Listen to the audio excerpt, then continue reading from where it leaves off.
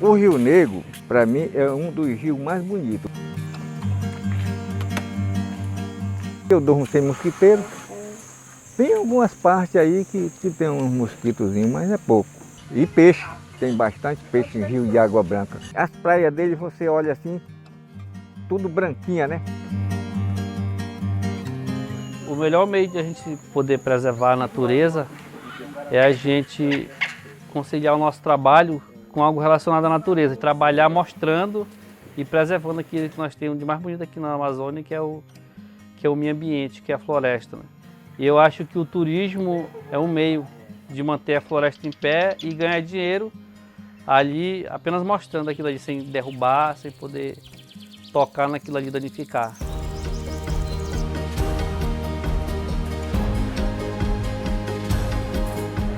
Antes era só extração de madeira, né? Todo mundo trabalhava com extração de madeira. Aí veio a reserva, né? E aí, como que os comunitários, os ribeirinhos vão trabalhar? De que forma? Qual seria a renda? De eu continuar trabalhando e continuar desmatando e para sobreviver. Porque senão, como que ia sobreviver? Não ia ter como sobreviver se não fosse a extração de madeira.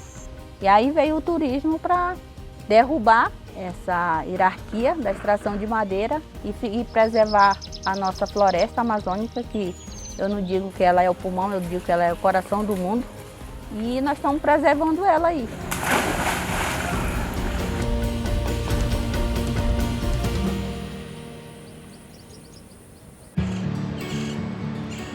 A gente está no Mosaico de Áreas Protegidas do Baixo Rio Negro, né, que foi criado em 2010 pelo Ministério do Meio Ambiente.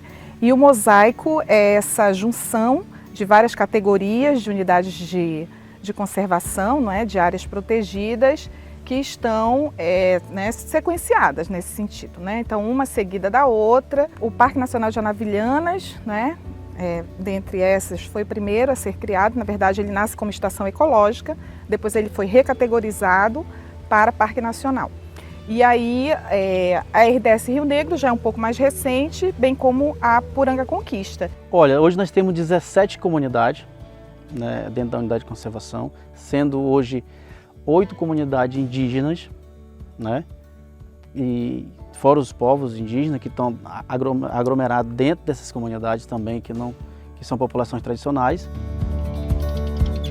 Nós estamos aqui na comunidade de Tumbira, né, na RDS Rio Negro, onde a comunidade temos hoje 36 famílias, né, no total de 168 pessoas. E a nossa comunidade faz parte da reserva como 19 comunidades faz, né? Então, geograficamente, nós somos a comunidade de Tumbira no meio da reserva. E aí apareceu, graças a Deus, essa oportunidade de trabalhar no turismo, isso em 2011. Né? Foi assim, um começo assim, meio assim, do nada, né?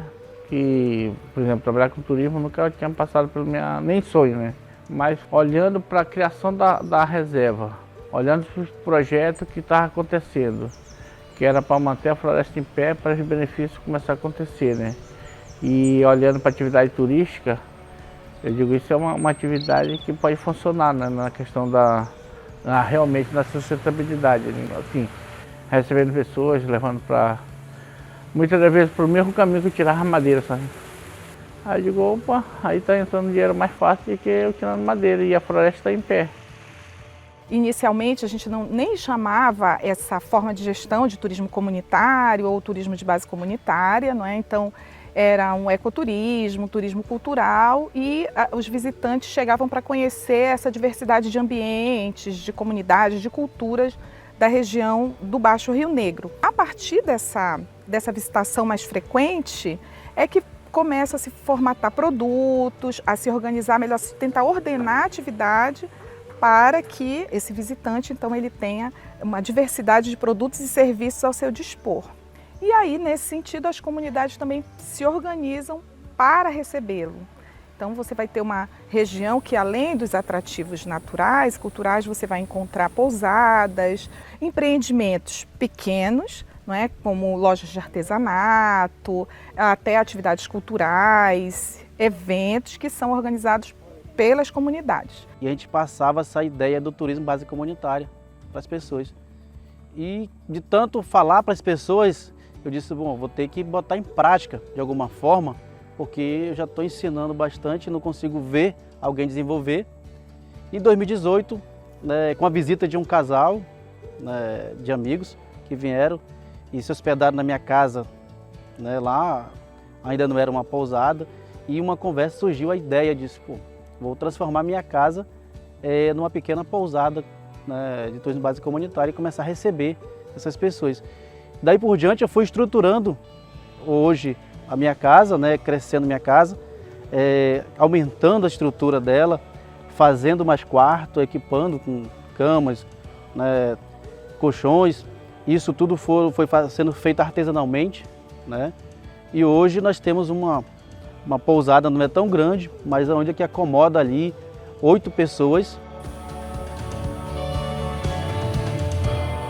Na comunidade a gente não tinha nem ideia de como trabalhar com turismo, né? Então aí a FAES entrou com uma parceria com a comunidade. E ela, além de dar o investimento, investir, né, na pousada, ela ia dar uma ajuda também de trazer turista para a nossa pousada. E aí quando foi em 2014, foi inaugurada a nossa pousada. E aí nós estamos aqui com 7 anos, né? Veio a pandemia, ficou 2 anos fechada. Agora retomamos ela e agora vamos levar ela para frente, se Deus quiser futuramente ser reconhecida internacionalmente aí.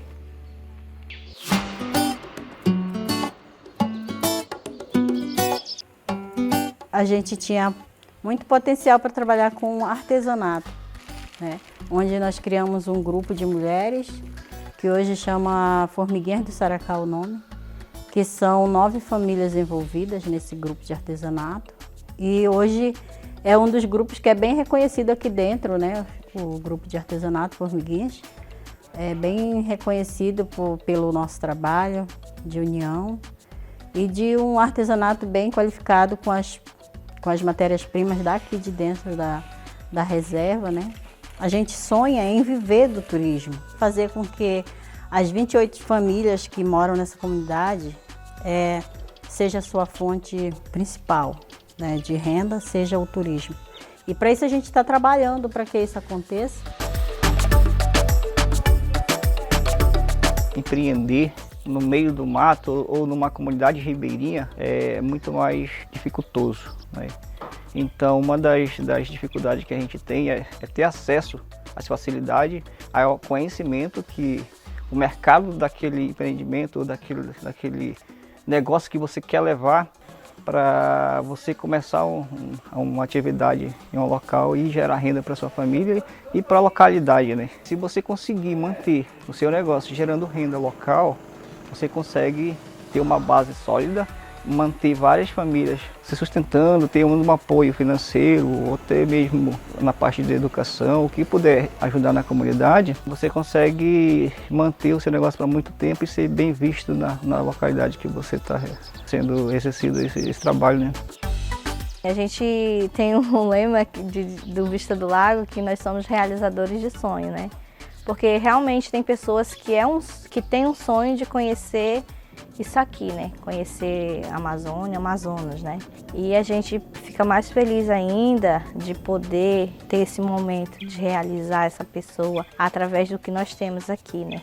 Levando no boto, interação com os botos, né? Levando na casa de farinha, levando para ter essa interatividade com os macaquinhos, conhecendo cada local que a gente tem aqui, cada cultura, na verdade, né?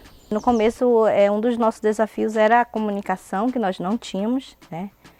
Quando o Vista do Lago começou, a gente foi avançando no famoso boca a boca. Muitas pessoas que vinham já falavam para outras pessoas e foram vindo, né? Com isso, graças a Deus, a gente foi melhorando, foram investimentos que a gente teve que fazer para a internet, né?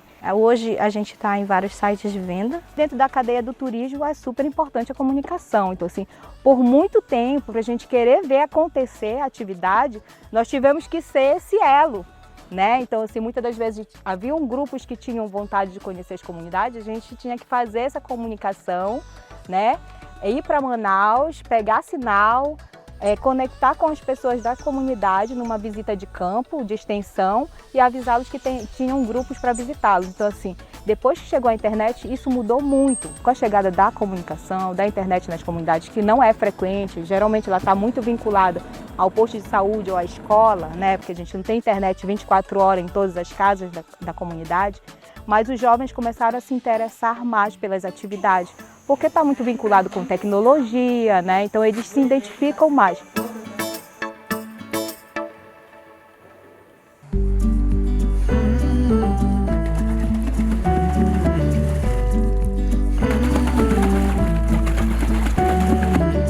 Foi eu mesmo que dei início, né, à atividade toda aqui. Mas essa atividade de interação com botos surgiu aqui no meio do Rio Negro, num município chamado Noveirão. A gente que vive na área do Rio Negro, geralmente respeita muito essa parte do boto estar aí no rio e ele ser o dominante, né?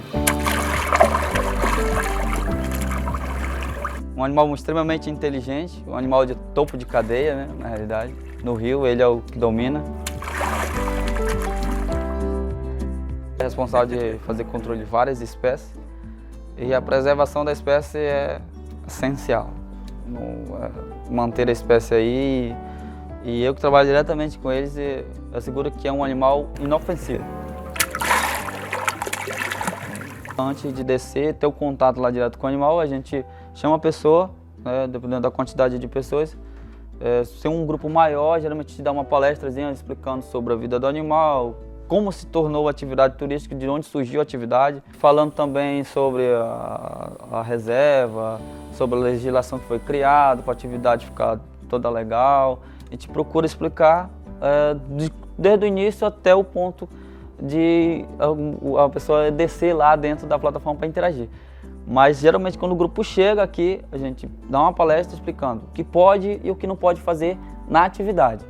E aí que entra, né, a parte das regras que a atividade segue. A gente não pode superlotar ali a plataforma no momento da interação, tem um limite de pessoas que pode descer na plataforma nos dias de funcionamento, né, da atividade. Na alta do turismo, tem 3 dias da semana que não tem alimentação, que é para os botos manter, né, o hábito selvagem de caçar na natureza.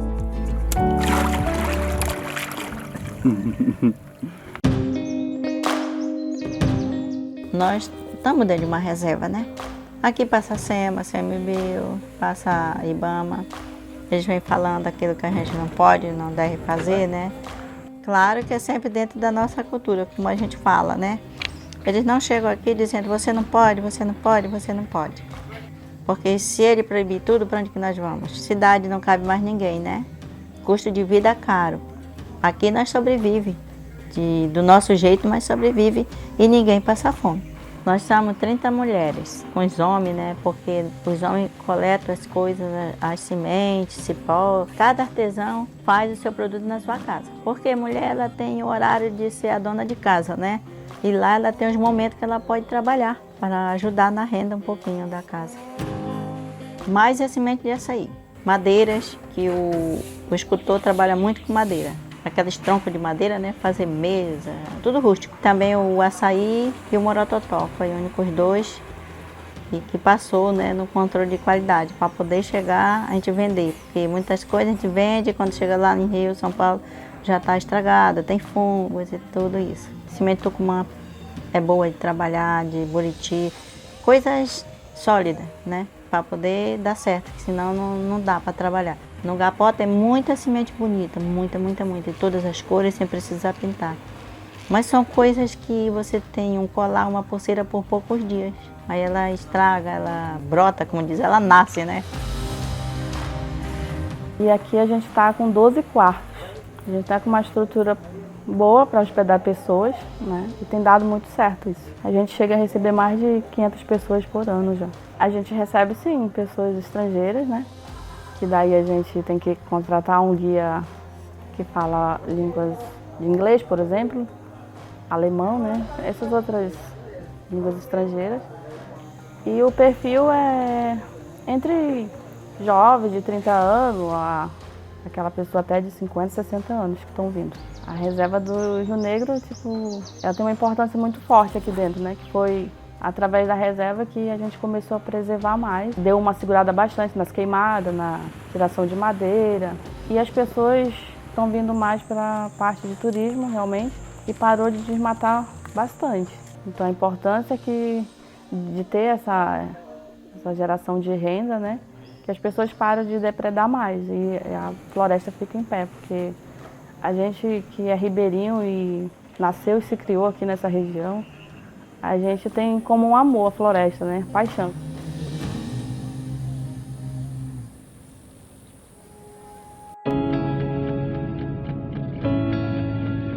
A comunidade Tiririca escolheu o projeto do restaurante, que é o Canto do Japim, junto com a pousada também Canto do Japim. Esse restaurante ele tem trazido um trabalho para os moradores da comunidade, incluindo todas as famílias, que dentro da comunidade tem 17 famílias. Nossa maior dificuldade aqui é a energia, a gente não tem energia. Então, para o restaurante andar com as suas próprias pernas, a gente precisa de um tempo de 3 a 4 dias de uma reserva para a gente poder se organizar, ir até o município de Novo Airão, comprar gelo, os meninos daqui pescar, e a gente colher algumas verduras para fazer, algumas frutas naturais para a gente fazer o suco também para os turistas. É dessa forma que funciona. A organização sociopolítica dessas populações, essa organização é muito importante, ela é assim primordial para que eles possam, né, então, por exemplo, desenvolver uma atividade turística. Então, a organização interna dos grupos é fundamental para, posteriormente, então, eles receberem esse visitante, né? Então, entendo que algumas iniciativas, elas saem na frente nesse processo por conta disso. Então, elas conseguem dialogar melhor, se organizar melhor para receber esse visitante. Você percebe que você vai ter grupos que coordenam essa atividade, às vezes grupos familiares, né? Núcleos. Então, quando eles conseguem chegar nesse nível de organização interna, você percebe que a atividade ela flui com maior sucesso. As políticas públicas, elas precisam atingir principalmente esse segmento, ou principalmente essa forma de gestão no nosso território, né? Então a gente não tem uma política estadual, por exemplo, que dê conta das atividades de turismo nas comunidades. O que a gente tem são os órgãos que tentam, a partir da junção de vários atores, ordenar essa atividade. A nossa pousada aqui, ela é conhecida por a gente oferecer o passeio no arquipélago de Anavilhanas, né? Que é o passeio de dia, né, de observação, a gente não toca em nenhum animal, né? Ele é apenas para observar. A gente faz a caminhada na selva, né, banho de igarapé na selva. Visita a comunidade, a gente visita o estaleiro também de alguns moradores daqui. E lá o morador vai ensinar como que é feita a canoa, qual madeira é feita aquela canoa e o impacto que aquela madeira vai causar para a floresta. No meio de milhares tira uma árvore só, entendeu? E uma árvore dá para fazer bastante canoa, então... E a gente explica tudo isso aí para o turista que vem aqui e compra de artesanato e visita a comunidade também na Casa dos Ribeirinhos. A gente também tem o atrativo de levar as pessoas na casa de farinha, explica todo o processo, como é plantada a mandioca, a maniva, como é tirado, como é feito a farinha, o beijuzinho, que é nativa aqui da nossa terra. E o que o turista procura na comunidade é justamente saber como é que nós, caboclos ribeirinhos, vivemos. Esse é o ponto maior dele, de que nós nos alimentamos, da onde nós tiramos o nosso sustento, se tudo nós plantamos, colhemos tudo, se a gente compra alguma coisa. Então isso é que eles querem saber mais. Os turistas particulares vêm para a trilha. Eles querem ver como é que é a floresta e o que a floresta oferece para nós, como a madeira e os frutos alimentícios e as plantas medicinais. O que nós tiramos da floresta para curar a doença. Tudo isso eles querem saber, o nome da planta, da árvore, para que serve. De todas as formas que é possível, a gente tenta trazer as experiências mais autênticas possíveis. A gente tem um kit que é um kit de experiência sensorial, que a gente chama, né? Que as pessoas conhecem os cheiros da Amazônia. A gente tem um kitzinho que tem dentro um vidrinho de andiroba, outro de copaíba, outro de essência de pau rosa, aí tem um pouquinho de breu branco, aí a gente coloca uma frase que diz assim: não basta conhecer, é preciso sentir a Amazônia.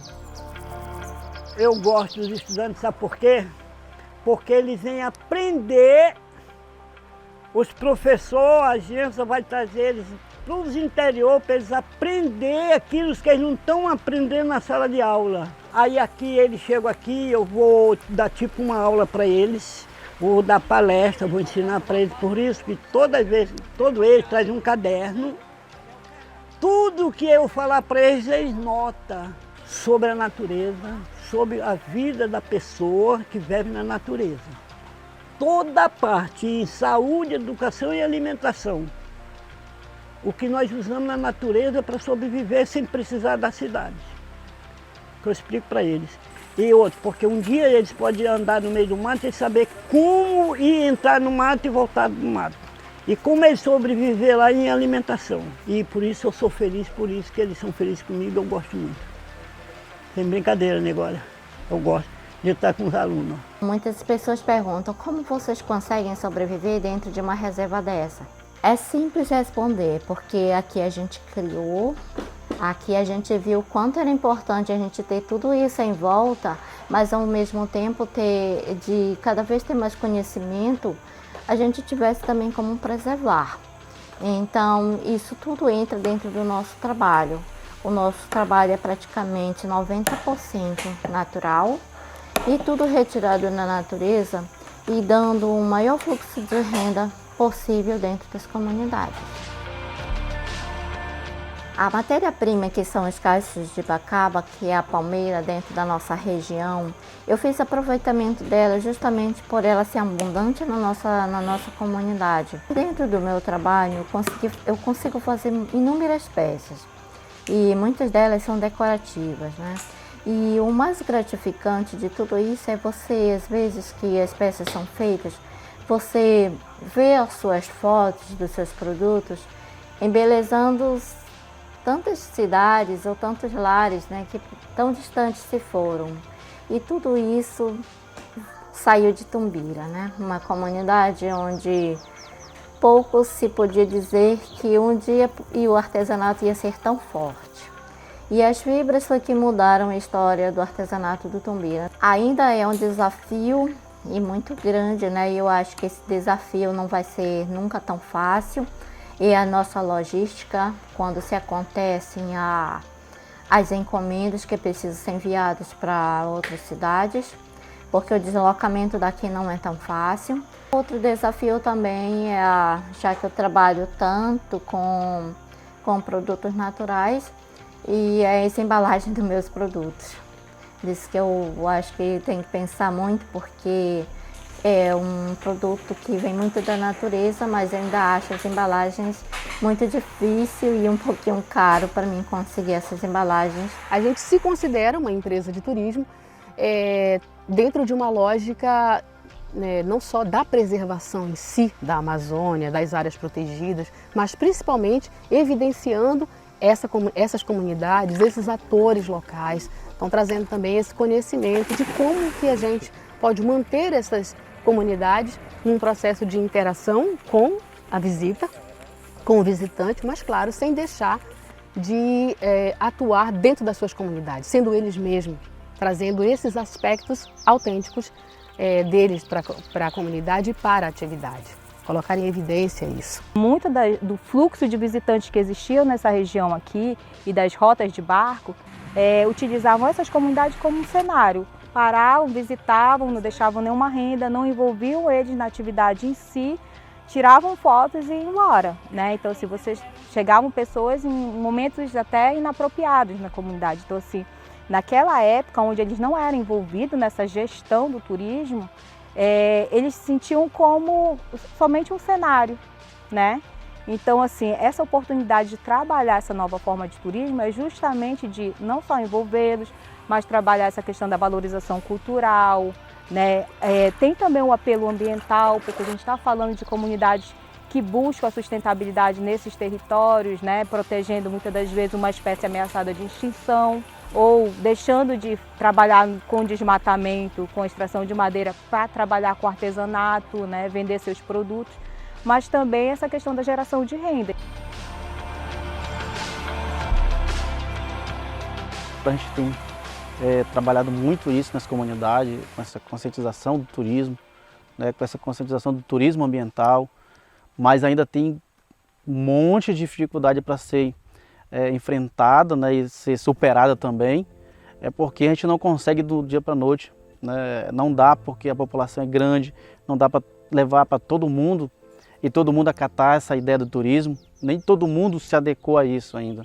Então precisa sim, nós temos uma grande dificuldade, uma grande barreira que enfrentamos, porque ainda tem as pessoas que exploram a madeira, tem as pessoas que não têm aquela conscientização e acabam jogando o seu lixo no rio, os barcos que não aderem às autorizações do órgãos ambientais e órgão de gestão da reserva, acaba adentrando, não sabendo as regras que é a unidade de conservação. E um grande problema que nós temos também, isso é visual, é que você não consegue ver a identificação da unidade de conservação, né, para uma relação ao turismo, com placas de visualização, de sinalização, não temos isso. As parcerias de instituições, ONG, né, institutos, isso é muito importante, porque são elas que são as instituições visionárias, né, de futuros, e que vem nos despertar para esse futuro. É eles que têm essa capacidade, tanto não só a ONG, mas como as universidades, o FAM, o EA, né, que tem esse link com as universidades nacional, internacional, que traz pessoas com boas ideias, com pessoas com pegadas de algo sustentável, né, que é isso a nossa pegada que nós estamos agora. Então essa parceria é fundamental para o nosso desenvolvimento, tanto na área do turismo, quanto na área de preservação ambiental. Não é só a floresta que tem que se manter em pé, são as famílias, são a cultura que está morrendo, né?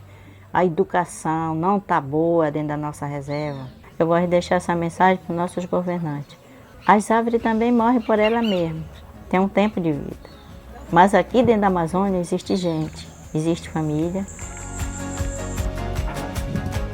O turista, ele cria amor e deixa esse amor para as pessoas locais, né? Então, depois que você recebe um grupo e esse grupo vai embora, sempre deixa uma valorização e um legado para seguir, né?